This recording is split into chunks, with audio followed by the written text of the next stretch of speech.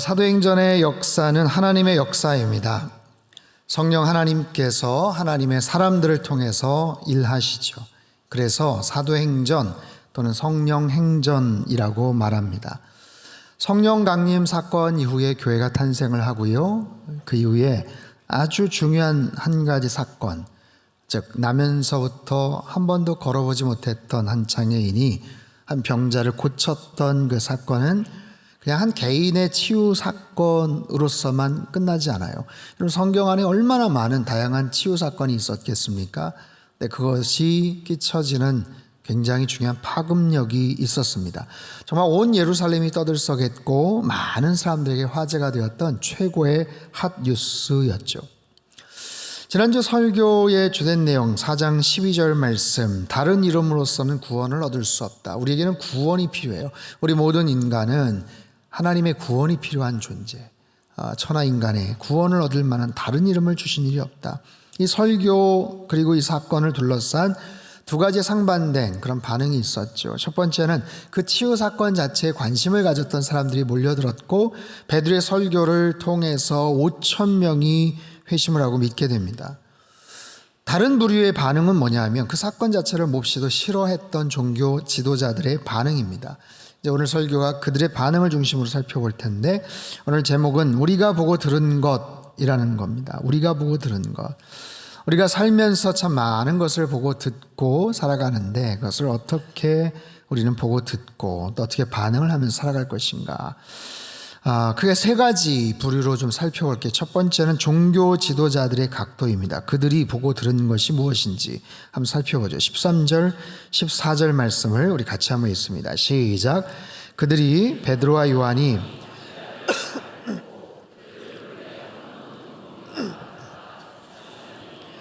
또 전에 예수와 함께 있던 줄도 알고 또 병 나은 사람이 그들과 함께 서 있는 것을 보고 비난할 말이 없는지라. 자, 그들도 보고 있습니다. 누구를 봤어요? 베드로와 요한의 모습을 봤는데 그들의 담대한 모습을 보고 있어요. 또한 누구를 봤냐면 병 나은 사람이 그들과 함께 있는 것을 보고 있습니다. 깜짝 놀랄 일이죠.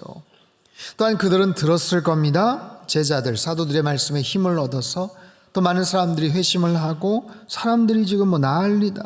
놀라운 반응에 대한 소식을 들었겠죠.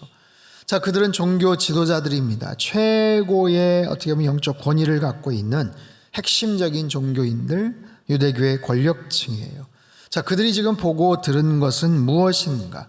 베드로와 요한이 담대하게 말하는 것을 보았다. 그리고 이상하게 여겼다. 이상하게 여겼다.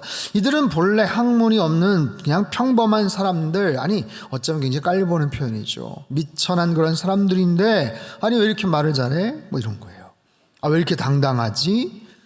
과거에는 그러지 않았을 것 같은데 이상하게 여겼다. 이상하게 생각한 것은 그들만이 아닙니다. 아마 제자들, 사도들조차도 스스로 놀라지 않았을까 싶어요. 왜 이렇게 말을 잘하지? 왜 이렇게 담대하게 내가 용기 있게 이야기를 신기하게 생각했을 겁니다.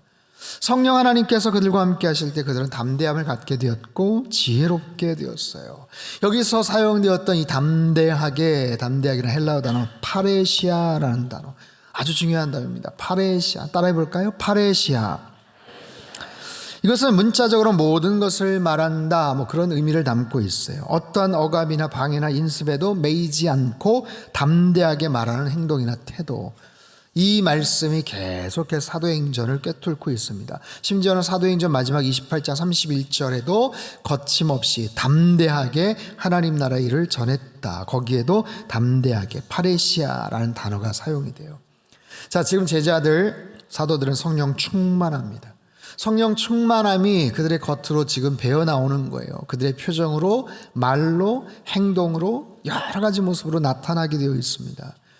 여러분, 누구나 다 마찬가지죠. 우리 마음속에 있는 것들이 겉으로 드러나게 되어 있어요. 억지로 숨기려고 해도 그게 드러납니다. 표정이, 어떤 감정이 있는가, 정서가 있는가, 내가 어떤 생각이 있는가, 내 마음의 상태가 지금 어떤가 나타나는 거예요. 사람이 사랑을 하면 예뻐진다라고 이야기하죠. 요즘 왜 이렇게 예뻐져? 누구 좋아하는 사람 생겼어? 이런 거죠. 마음이 행복하니까 늘 미소가 떠나지 않습니다. 사람의 마음속에 죄가 있으면, 죄를 숨겨놓으면 어떨까요? 왠지 얼굴이 어두침침하고 그늘이 드리워져 있는 거예요.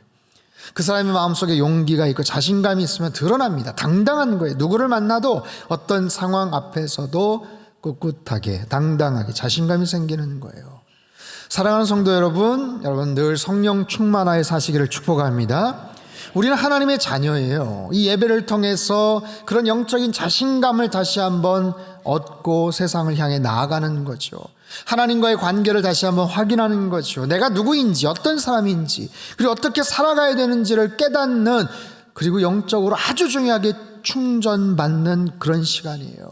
여러분, 예배를 드리고 이 설교를 한번 듣는 것, 그냥 단순히 좋은 말씀 듣고 경건하고 좋은 분위기에서 긍정적인 기운을 얻고 가는 것, 여러분, 절대로 아닙니다. 예배라는 것은 살아계신 하나님과의 영적인 만남의 자리예요. 아주 특별한, 아주 일주일 동안 살아가면서도 아주 예외적이고 아주 특별한 그런 만남의 자리, 영광스러운 그런 시간입니다. 여러분, 구별하여 예배를 드리십시오. 시간을 구별하고 마음을 구별하고 정성과 뜻을 다해서 하나님 앞에 나아갈 때 그런 하나님은 그런 예배자들을 찾으시고 그런 예배자들을 복 주실 줄 믿습니다. 사도들의 모습, 거침없이 담대하게 파레시아, 여러분, 우리의 삶 속에서 이 파레시아의 역사들이 나타나게 되기를 바랍니다. 자, 종교 지도자들, 그들의 담대한 모습을 보고 당황해하죠. 15절 16절 말씀 같이 읽습니다. 시작. 명하여 공회에서 나가라 하고 서로 의논하여 이르되 이 사람들을 어떻게 할까? 그들로 말미암아 유명한 표적 나타난 것이 예루살렘에 사는 모든 사람에게 알려졌으니 우리도 부인할 수 없는지라. 자, 서로 머리를 맞대고 의논합니다. 어떻게 할까? 골치가 아픈 거예요. 마음에 안 들어요. 그런데 결론은 우리도 부인할 수가 없다. 부인할 수가 없다. 그들로 말미암아 나타났던 유명한 그 표적, 아니 그 나음을 받은 사람이 지금 옆에 있거든요. 모든 사람이 알게 되었어요. 정말 명백한 증거가 아닙니까? 명백한 증인이 되어서 지금 살아서 막 돌아다니는데 우리도 부인할 수 없다. 야, 우리도 어떻게 부인할 수가 없다. 그럼 어떻게 해야 돼요? 인정해야죠. 받아들여야죠. 그 사실이 좋든 싫든 마음에 안 들든 받아들여야 되는데, 놀랍게도 그들은 거기에 대해서 어떤 결정을 내리는가? 17절 18절 같이 읽죠. 시작. 이것이 민간에 덮어지지 못하게 그들을 위협하여 이 이름으로 아무에게도 말하지 말게 하자 하고 그들을 불러 경고하여 도무지 예수의 이름으로 말하지도 말고 가르치지도 말라 하니. 자, 그들은 위협합니다. 사도들을 불러서 경고합니다. 뭐라고요? 이 이름으로 말하지 말라. 예수의 이름으로 말하지도 전하지도 가르치지도 말라. 도무지, 이건 절대로라는 뜻이에요. 절대로 말하지도 말고 가르치지도 말라. 아무에게도 말하지 말게. 그렇게 하자. 손바닥으로 하늘을 가린다, 그런 표현이 있죠. 똑같은 거예요. 여러분, 그들은 종교 지도자들입니다. 나름 구약의 율법과 전통, 지식과 지혜를 갖고 있던 사람들이에요. 그런데 마음에 욕심이 있으니까, 그 마음속에 미움이 있으니까, 지금 딴 생각을 하니까 지금까지 내린 여러 가지 내용들, 그 결과들을 잘 도출을 해놓고 엉뚱한 이야기를 하는 거예요. 여러분, 이것은 어느 한 개인의 생각이 아닙니다. 함께 머리를 맞대고 고민한 결과가 그러므로 말하지 말아라. 얼마나 어리석은 결정입니까? 욕심이 있으니까 그런 거예요. 사심이 있으니까, 악한 감정을 갖고 있으니까 그런 거예요. 너무나도 비겁하게 엉뚱하게 그렇게 결론을 내리죠. 여러분, 더 나아가서 이것이 성령님의 뜻을 가로막는 악한 사단의 도구로 전락한다는 것을 아십니까?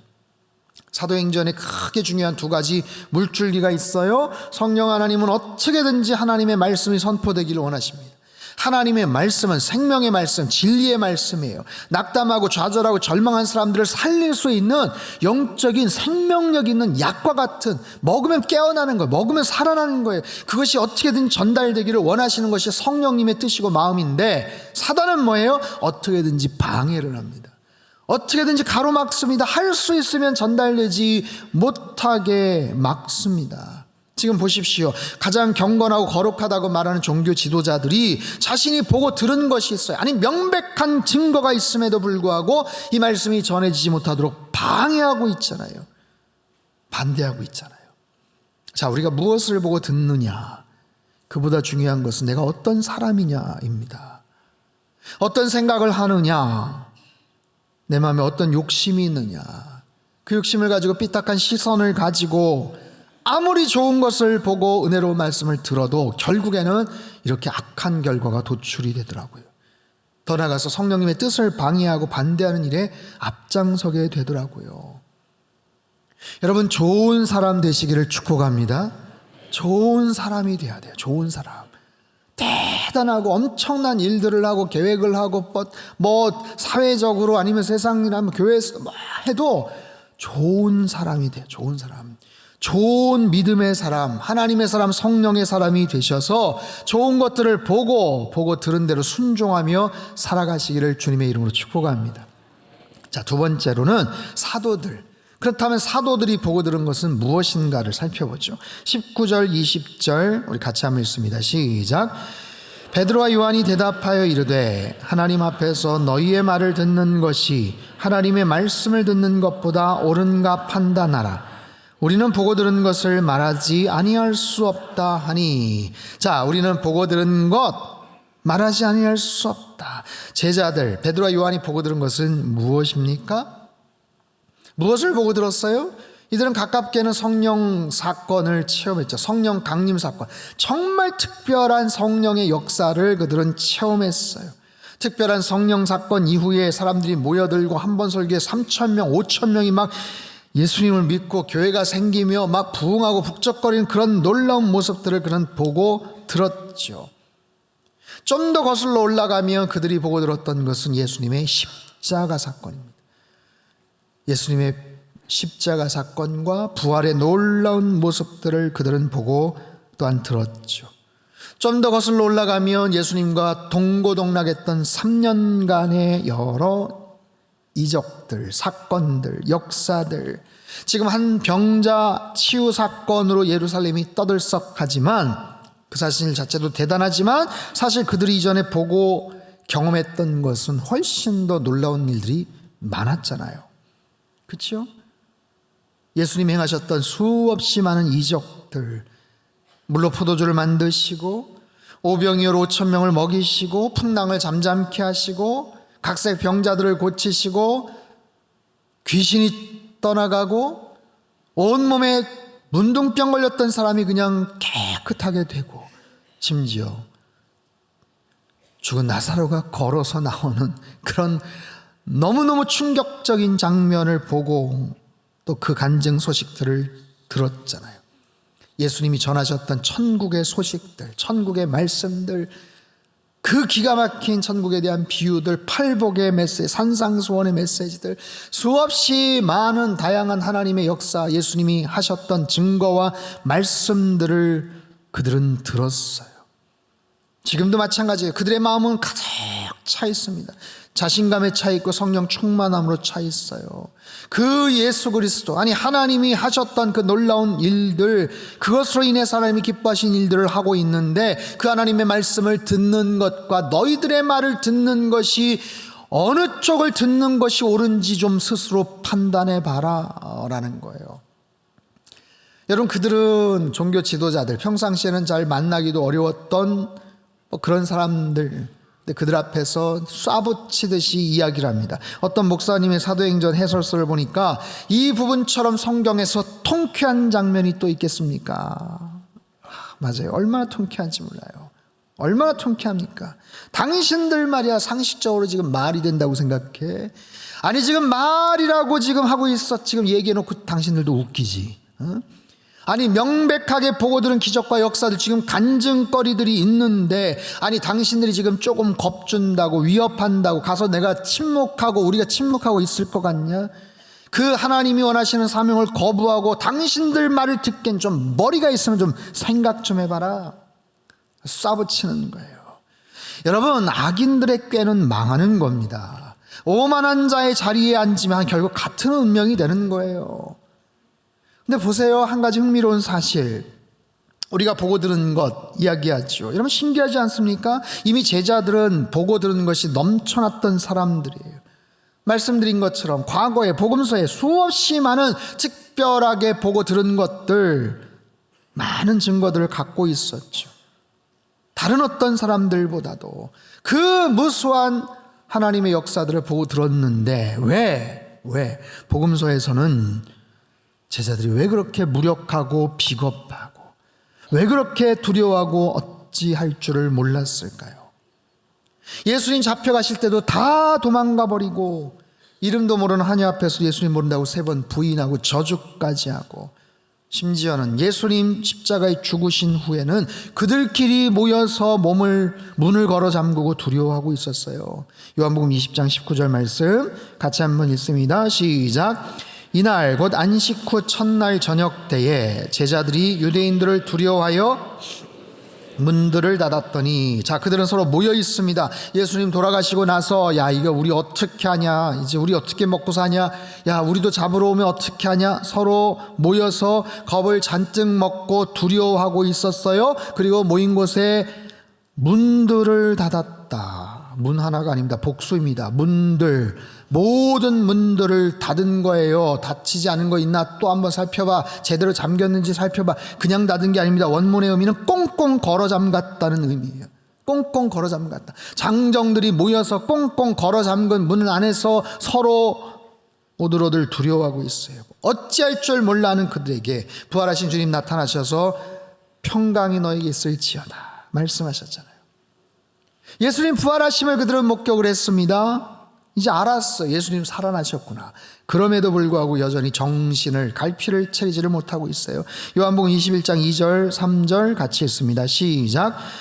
시몬 베드로와 디두무라 하는 도마와 가나 사람 나다나엘과 세베대의 아들들과 또 다른 제자 둘이 함께 있더니 시몬 베드로가 나는 물고기 잡으러 가노라 하니 그들이 우리도 함께 가겠다 하고 나가서 배에 올랐으나 그날 밤에 아무것도 잡지 못하였다. 자, 보세요. 그들은 서로 모여 있습니다. 부활하신 주님을 만났어요. 근데 베드로가 물고기나 잡으러 가자 한마디 툭 던지니까 그래 나도 가자, 우리도 같이 가자. 여러분 이거 굉장히 좀 우스꽝스러운 장면이에요. 아니, 보고 들은 것이 있었음에도 불구하고, 그것이 특별함에도 불구하고 그들은 그저 지금 물고기나 잡으러 가야 되겠다. 야, 그러면 갈 때 나도 같이 가. 이건 무슨 의욕도 용기도 어떤 소명의식도 없었던, 여러분, 그들은 왜 그렇게 무력하고 좀 한심스러운 모습이었을까요? 아니, 그들은 어떻게 변화되어서 오늘 본문에 이렇게 담대한 모습으로, 파레시아 담대한 모습으로 그들 앞에 섰을까요? 이유는 딱 한 가지입니다. 성령 충만했기 때문에. 그들은 달라졌어요.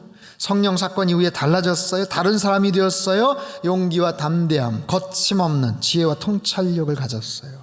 사랑하는 성도 여러분, 우리가 보고 듣는 것, 자, 무엇을 보고 무엇을 들을까요? 중요하죠. 주님 안에서 좋은 것, 영적인 것, 거룩한 것, 하나님이 기뻐하시는 것을 우리는 보고 듣고 경험해야 돼요.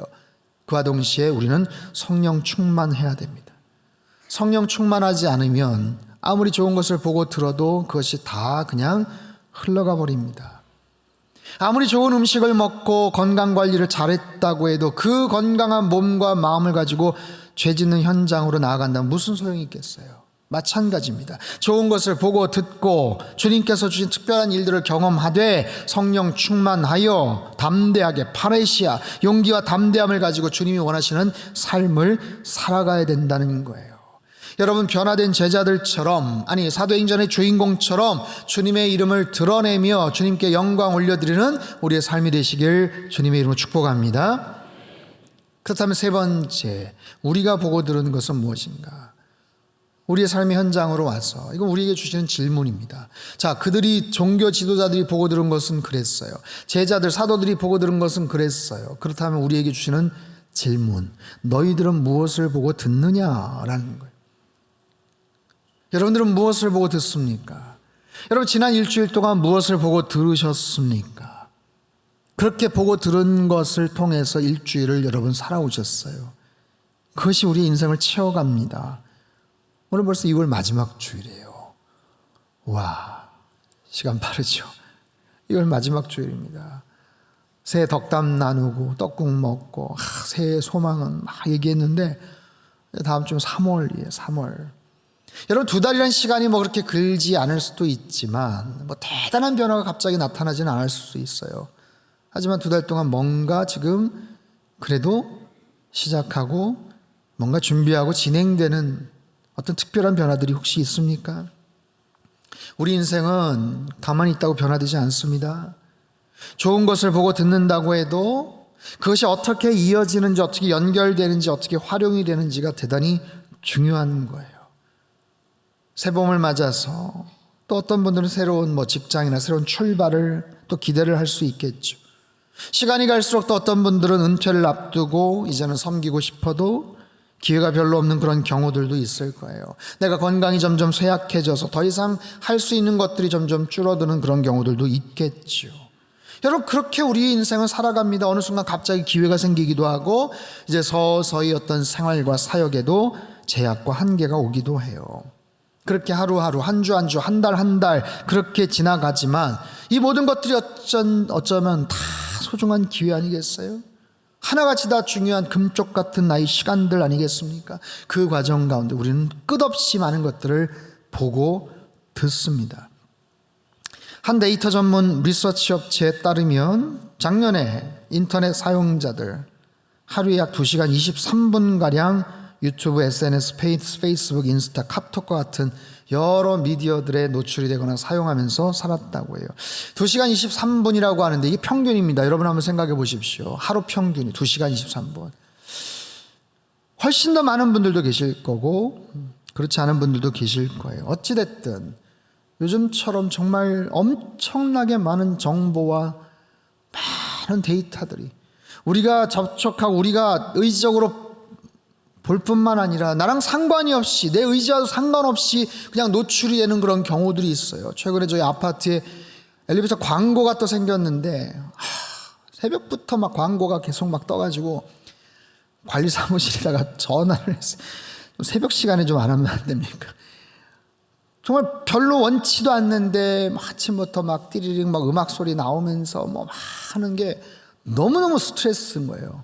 여러분, 그런 일들이 너무 많죠. 내가 원치도 않는데 들려지거나 보여지는 그런 많은 것들.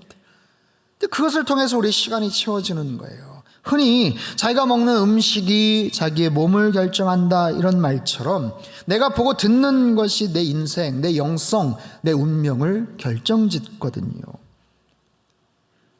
자, 제자들 무엇을 보고 무엇을 들었을까요? 하나님은 우리에게 무엇을 보고 무엇을 듣기를 원하실까요? 여러분, 승천하시는 주님을 넉넉히 바라봤던 제자들에게 천사가 했던 이야기를 혹시 기억하십니까? 너희가 어찌하여 하늘을 쳐다보고 있느냐? 어찌하여 하늘을 쳐다보고 있느냐? 이제 너희들이 봐야 될 것은 삶의 현장이라는 것. 너희가 봐야 될 것은 구체적인 땅이라는 거예요. 예수님이 말씀하셨던 예루살렘, 유대, 사마리아 땅끝을 보라는 거예요. 우리의 삶의 현장을 보라는 거예요. 전도의 현장을 보라는 거예요. 가라는 거예요. 그것에서 의미 있는 것들을 보고 듣고 뭔가 도움이 될 만한 것들을 보고 듣고 또 누군가에게 들려주고 보여줄 수 있는 그런 인생을 살라고 하시는 거예요. 여러분, 그렇게 내가 보고 들은 것을 통해서 누군가에게 변화를 주고 세상에 변화를 주고 선한 영향력을 끼치면서 살 수 있다면 얼마나 좋겠습니까? 제가 사진 한 장을 소개를 할게요. 이 사진은 지난 2019년 아주 유명한 상을 받은 사진이에요. 이런 퓰리처 상이라고 아시죠? 세계적인 저널리즘 상인 퓰리처 상을 받습니다. 이 사진을 찍은 분은 한국 분입니다. 한국인 최초로 퓰리처 상을 받은 로이터 통신의 김경훈 기자입니다. 저 장면이 뭐냐면 중남미 사람들이 멕시코 국경을 넘어서 미국으로 불법 이주를 해요. 근데 그 경로가 수천 킬로에 육박합니다. 가까운 멕시코나 뭐 그쪽은 있지만 저 남쪽에서도 와요. 그 불법 이주의 긴 행렬을 저 김경훈 기자가 3주 동안 동행을 하면서 촬영을 합니다. 3주 동안 보고 들은 것. 자, 국경 앞에서 저 하얀색 저희 추루탄인데 추루탄이 터지자 한 어머니가 양쪽에 2딸, 5살 동갑내기 쌍둥이거든요. 아이들이 지금 기저귀를 차고 있어요.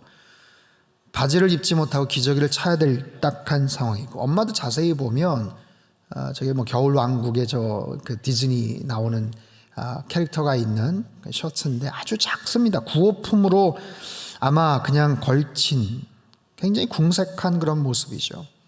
정말 저 위기 상황을 피하고자 하는 그 모녀의 절박함, 그리고 미국 이민자 정책의 현실을 냉철하게 보여주는 작품으로 높이 평가가 되어서 퓰리처상을 받습니다.